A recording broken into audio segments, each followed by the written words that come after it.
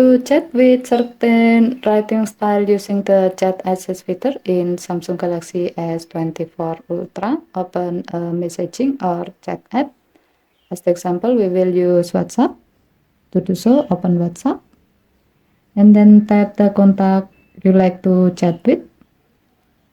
Next, tap the text field to show up your Samsung keyboard and then type something.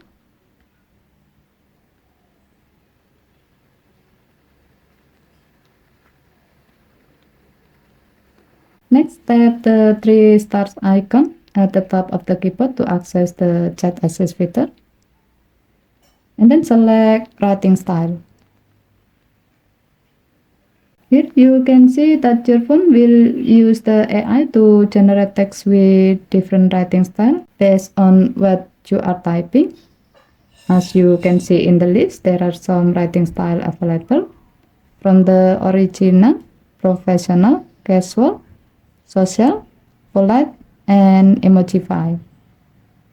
If needed, you can tap copy to copy the selected text with different writing style to your clipboard, or you can tap insert to replace the text you are typing with the selected text with different writing style.